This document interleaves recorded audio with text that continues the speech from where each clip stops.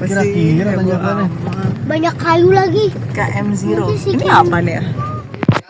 Oke, ini peralatan yang akan kita bawa untuk 2 hari ke depan. Itu tas anak-anak. Mereka bawa masing-masing. Isinya baju ya. Nah, ini juga baju tapi ada nyempil mineral. Nah, ini adalah peralatan masak dan konsumsi. Nah, di sini isinya peralatan masak, peralatan makan. Terus ada saringan. Ini tuh buat cuci piring, sabut sama sabun cuci piringnya, tisu. Ini kompor dan gasnya. Terus sayur asem. Kita mau sayur aseman di sana. Biasanya nyetimbut tapi sekarang sayur asem. Terus ini ya ada tepung bumbu. Nanti niatnya mau goreng tempe. Terus mie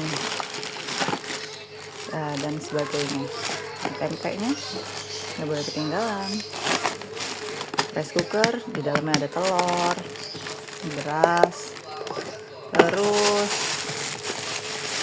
pisang. Kita bawa pisang. Pisangnya nanti mau dibikin, ada yang bikin pisang goreng, ada yang bikin pisang keju. Nah, ini per bawangan. Panasin dulu. 9.30 berangkat dari Serpong Utara.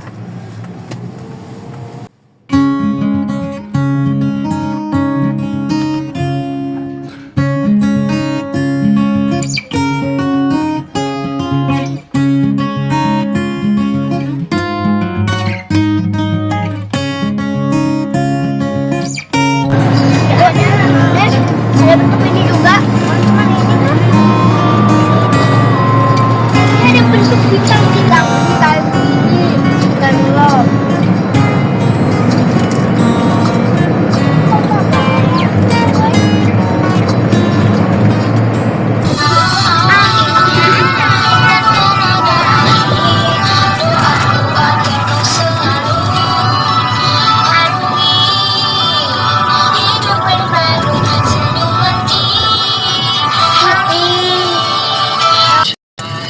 Ini botakin lagi.